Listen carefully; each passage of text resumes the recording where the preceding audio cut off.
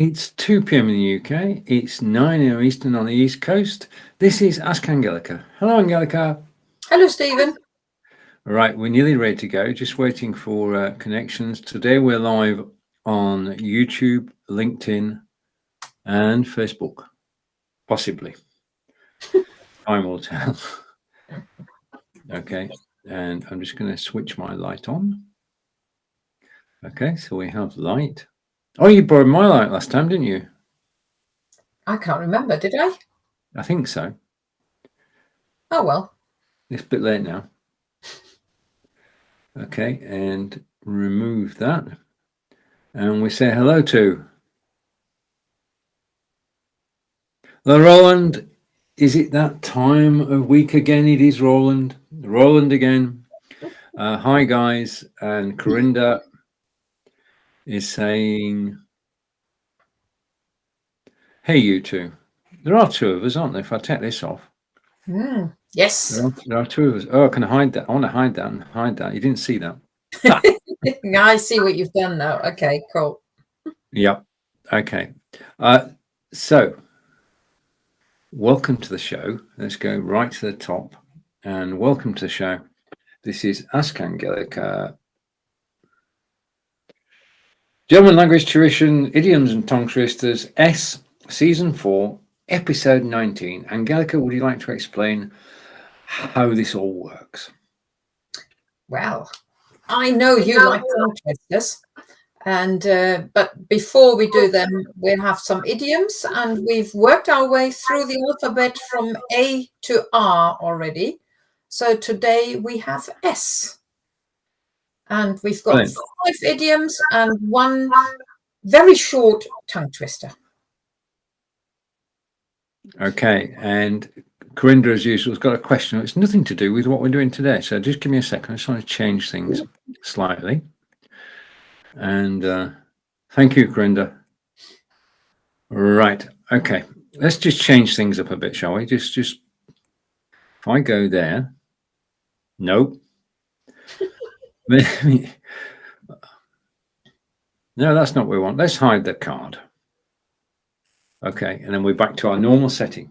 All is as it should be, and we're good to go. Okay, so the way this works, there are phrases in German, which are idioms, and I'm going to read them. Angelika will correct me, my pronunciation, that is. Then we'll do a literal translation, and then our English equivalent. Okay, so we've got 5 phrases. Shall we make a start? Shall we? Yeah, go on. Okay, let's go. All right, phrase 1. Ein Spatz in der Hand ist besser als ein Taube auf dem Dach. Yeah, well done. Ein Spatz in der Hand ist besser als eine Taube auf dem Dach. Right, if you're watching us live, or if you're watching on the replay, you can read that out yourself for practice. We can't hear you, so there's no problem there. And you can think about what the translation might be. If you've got an idea of what the translation is, even if you're using Google Translate, then please pop a comment and we'll show it on screen. Okay, other than that, the literal translation, let's have a go at this. Der Hand. Ist besser is better. Something in the hand is better than a pigeon auf dem Dach. Was bedeutet Dach? On the roof. On the roof. Okay. So a bird in that? No, not a bird. Well, it is. Spatz is a particular bird. It's a sparrow. Right. A sparrow in the hand is better than a pigeon on the roof. Yeah, that's the literal translation. And I think you'll find Roland has already come up with the English idiom.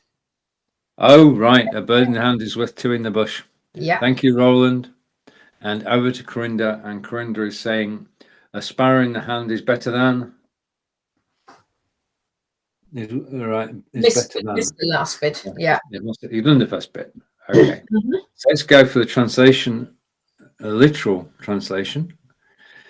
A sparrow in the hand is better than a pigeon on the roof. And our English equivalent, which Roland got absolutely right. A bird in the hand is worth 2 in the bush. Have you seen this? Have you got prior knowledge of all this, Roland. Okay, and over to somebody watching the Facebook group. That's the Ask Angelika Facebook group. Thank you for joining us live today. A bird in the hand is worth two in the bush. And translation.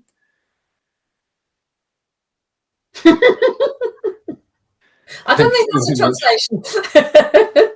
That's not a translation. Good luck, Mr. Healy. Thank you very much. And over to Roland. We're going to have fun this afternoon. First one I got right. Well played. Well played. It must be an omen for this weekend. And Kate is here. Thank you, Rinda. So Kate is watching in the group. And Ing. Okay, that could be Inga. Okay.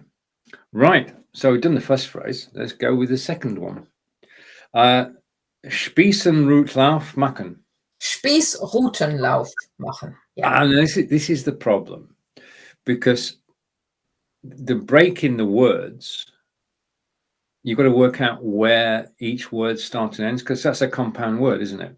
Yeah, and if you don't know the individual bits, then that makes it difficult to work out where you put the break in. I guess I missed actually einen. We should have put einen in front of it. Einen Spießrutenlauf machen. Okay, but Spießrutenlauf machen. Yeah. Okay. Lauf is to walk.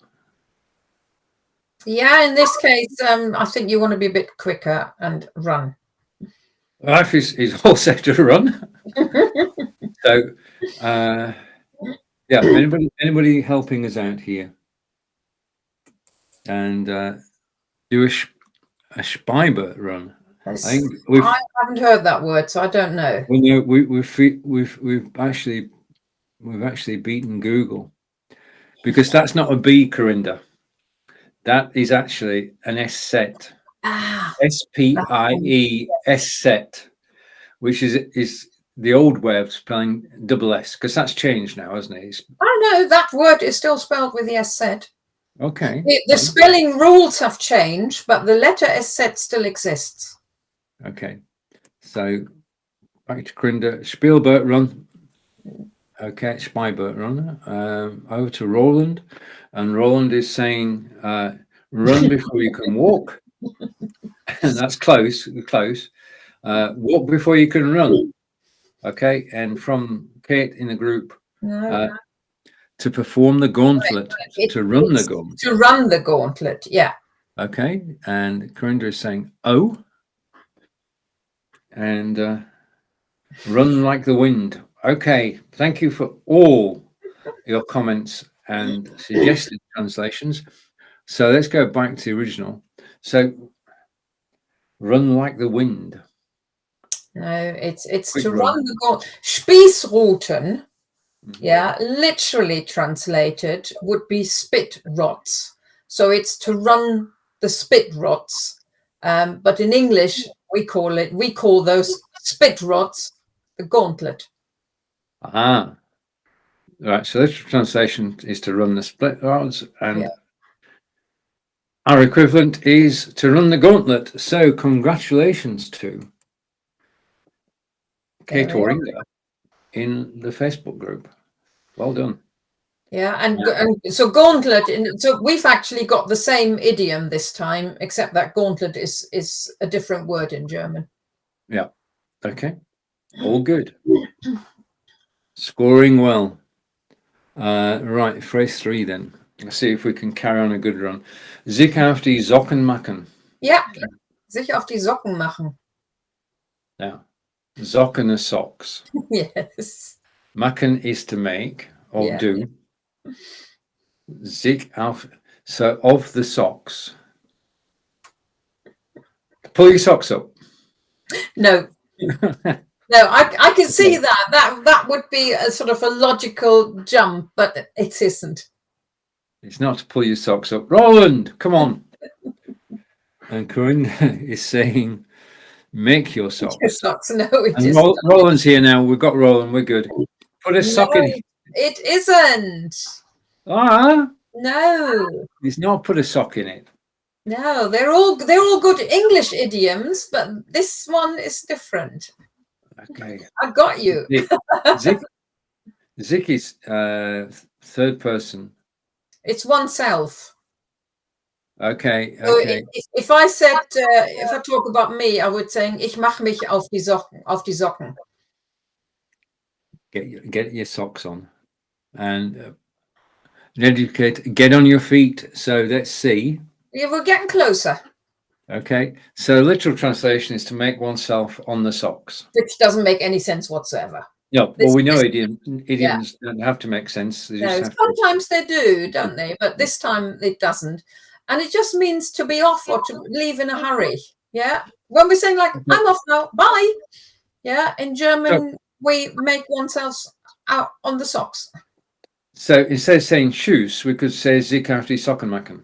Well, no, tschüss is more like a greeting and goodbye, isn't it? Sich auf die Socken machen. As an example, I could say, oh, ich muss mich jetzt auf die Socken machen. Yeah, I look at the watch and I think, oh, crikey, it's time I'm off. Right. But it's not a greeting. It actually comes from Latin. It comes from the Latin word soccus, which means a low shoe. A sandal. Oh, the translation just said low shoe. I don't know. Yeah. Well, I guess it would have been. Right. No, it did say shoe. So but that's where it comes from. We've got get on your feet, and then Corinda has said, get on your socks, and then Roland has said, a sock without a foot is useless. Well, I agree with that, but that's not the translation of the idiom. Okay. Get your act together. No, it isn't. It's literally, it's just to be off, to leave in a hurry. I've got to go. Right. Well, we'll be going through them all again. And okay, now phrase 4. Jemandem die Stirn bieten. Jemandem die Stirn bieten. If we go back to the first series of Ask Angelika, my pronunciation wasn't anywhere near as close as it is now, which proves the value of having fortnightly German lessons with Angelika, because now my pronunciation is fine. It's my translation. Right. Okay. So over to Facebook group, get your act together. So that's it. So what do we think? What do we think for jemandem die Stirn bieten? And from the group, that was the previous one. So over to Corinda. Corinda's got the translation. To defy someone. Okay. Okay. What do we give? Yeah, that's that. That would be the a translation. We do have an idiom as well, but the meaning is to defy somebody. Yes. Right. Or to beat yourself on the head. Close. No, right. No, let's go back. Jemandem die Stirn bieten. The literal translation, Angelika, is to offer somebody the forehead.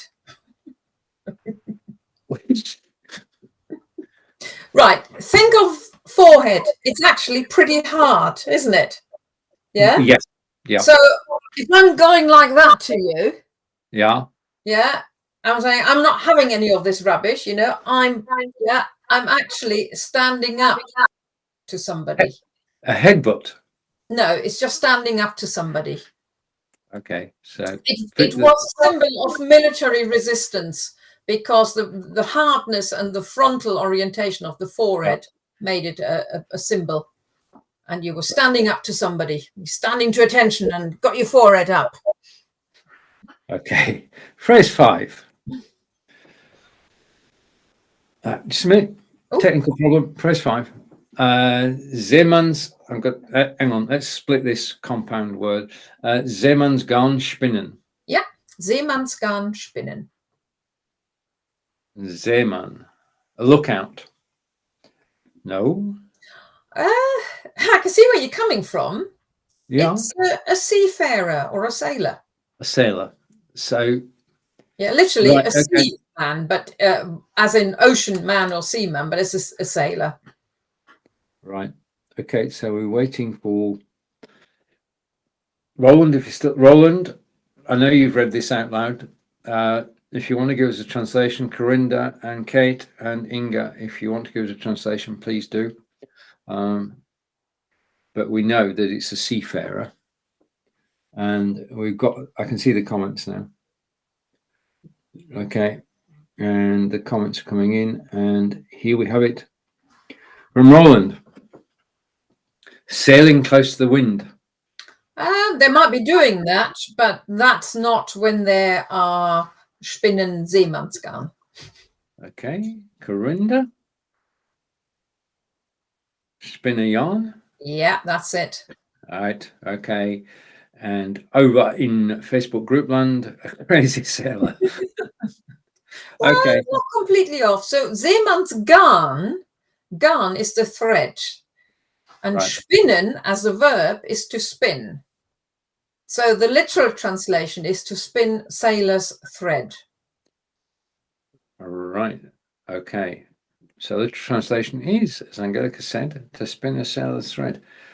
And our equivalent, before we get to the grand finale for this part of the broadcast, is to spin a yarn. And yeah, so it's actually almost identical to the English, except the Germans put the word Seemann because sailors are known to spin yarns. Right. Those are the idioms. We've now come to a tongue twister, and this week's tongue twister. Well, it doesn't fit. I can't fit it on the bottom of the screen. So we've gone over to Canva, and the good thing about this is that when I put this on screen, you will not see Angelika and I until it's gone. So you not watch me trying to read this. This is the tongue twister for today. Out to Roland before we disappear for a second. Peter Piper. Yeah, that's the sort of thing. Oh, this one is worse, I think. This is the tongue twister of all tongue twisters, and even worse than that, Roland, it's in German. So please say with me, and we'll ask Angelika to say it afterwards. I'm going to put it on the screen for a second or two, and then I'm going to attempt to read it, but you won't see me reading it. Okay. Right. Okay. This is Ask Angelika, tongue twister for the letter S. 17 Schnitzer, die auf 17 Schnitzsitzen sitzen und mit ihren spitzen Schnitzern ritzen in ihr Schnitzholz schlitzen, wobei sie schwitzen sind 17 schwitzende Schnitzende auf dem Schnitzsitz sitzende spitzer Schnitzer beneuzende Schnitz. Oh, wow, what a word. Schnitzel Ritzen Schlitzer. Okay, now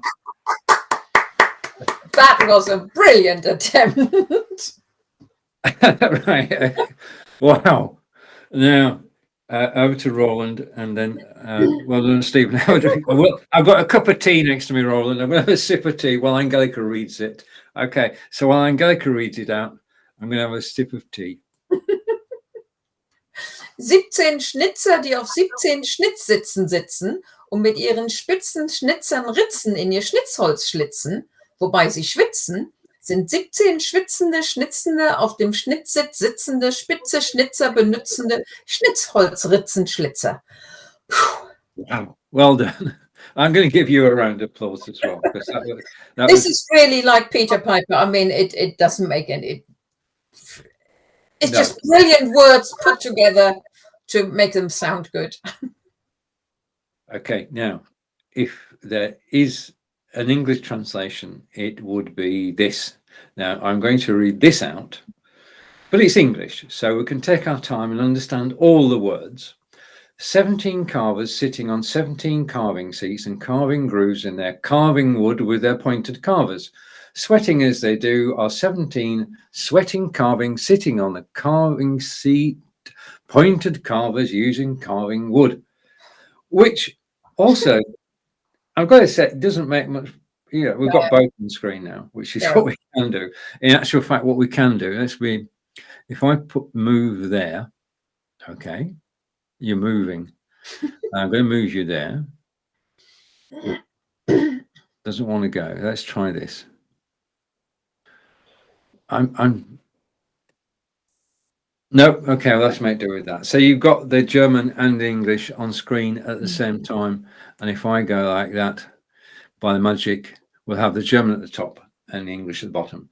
So can somebody take a screenshot of that, please? I mean, I'm always impressed by people who spend time making sentences like this, because somebody must have thought about it and then thought, I can make some really interesting sentences with lots of similar words there, and I'm going to make it really long. And then just do it. Yeah. And over to, hang on just a minute, let's catch up. Roland was saying, well done, Steve, have a drink. No, thank you. I have, Roland. Whilst during the interlude, I had a drink. Steve and I got German for you. Ich bin bei Amazon auf Amazon.com. Das ist gut.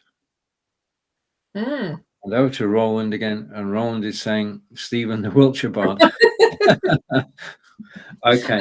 I think actually we need to, as we're talking about other things not to do with Ask Angelika, I think I need to say a belated herzlichen Glückwunsch zum Hochzeitstag to Roland, because he had his wedding anniversary yesterday of 42 years, I think it was. And I think that's worth mentioning.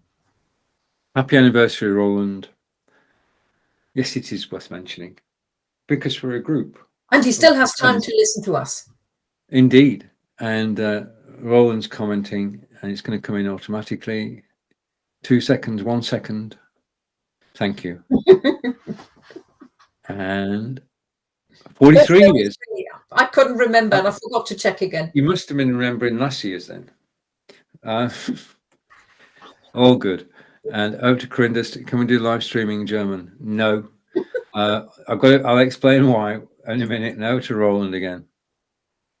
May the 12th, 1979. Congratulations, both. I wasn't even a teenager then. Oh, yes. No, I was. Yes. Oh, sorry. I couldn't possibly do a German language program unless it was myself and Angelika, because without Angelika's guidance, then it just wouldn't work. He said, okay, now I'm going to hide both those cards. And this is where we do it all over again. So this is Ask Angelika, German language tuition and translation. You can go along with us as we go through all 5 sentences again. And when we get to the tongue twister, it's most definitely Angelika's turn first. I'll do it after you, but you do it first. Okay. Right. So phrase number 1. Ein Spatz in der Hand ist besser als eine Taube auf dem Dach. Literal translation is, a sparrow in the hand is better than a pigeon on the roof. Angelika? Oh, no, me or you? You want me no, a bird in the hand is worth 2 in the bush. Very good. Phrase number 2. Einen Spießrutenlauf machen.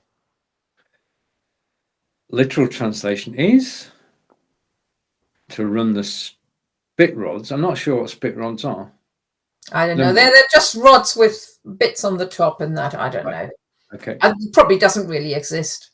That's why you call them the gauntlet. Okay. So the English equivalent, as Angelika said, is the gauntlet. Phrase 3. Sich auf die Socken machen. And we had all sorts of translations to this, but the literal translation is to make oneself on the socks. Okay. And our English equivalent is?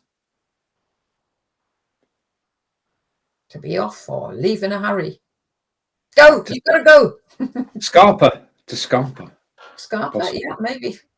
Who says that? I That's don't know. not north, isn't it? Is it? Okay, it's you. Jemandem die Stirn bieten. Literal translation is to offer somebody the forehead. And what we say in English, to stand up to someone or somebody. Okay. And the final phrase, before we get to the tongue twister. Seemannsgarn spinnen.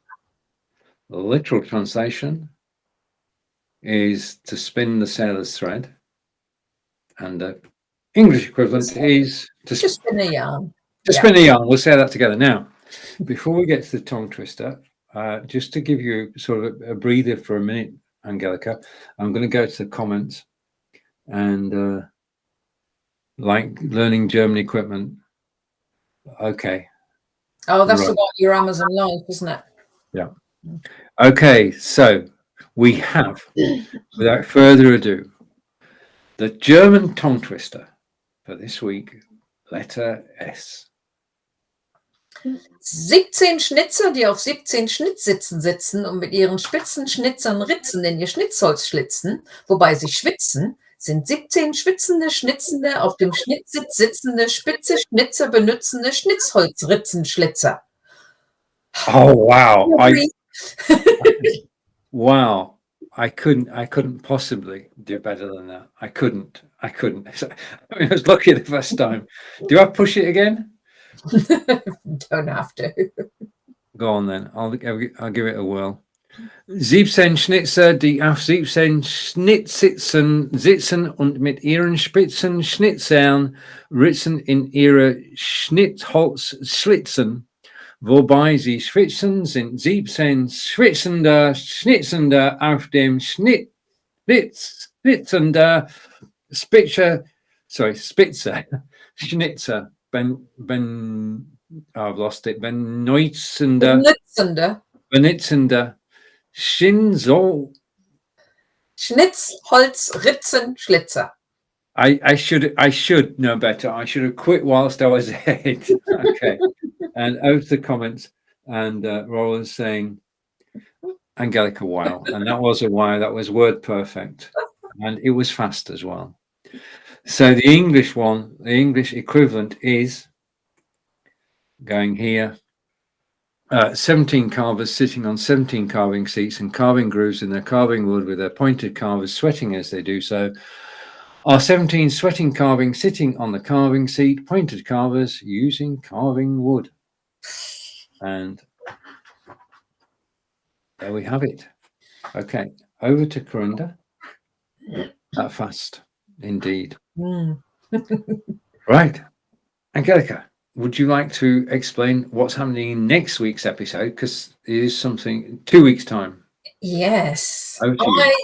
I've actually found so many idioms, and I also found 2 tongue twisters. The second one is not quite as long as this one, and I didn't think it was fair to let you suffer with both today. So next time we still have, well, we don't have S, we have SCH. So we do another one, but with SCH, or most of the nouns in there, the important ones have got an SCH in there, and the tongue twister has got lots of words which start with SCH. I'm sure it has. I'm sure it's got lots of SCH words in there. Yeah, something for you to look forward to. All right, so 2 weeks' time, we'll be back at 2 p.m. in the UK, 9 a.m. Eastern, 3 p.m. in Belgium. Thank you for joining us. I want to say thank you to Roland and Corinda and Kate and Inga and everybody who's commented today. If we missed you, we apologize. We've enjoyed it today. It's been very busy. Brilliant. Yes, really good. We'd like to say it first, and I'll follow you. Well, tschüss von mir. Und tschüss von mir. Bis später.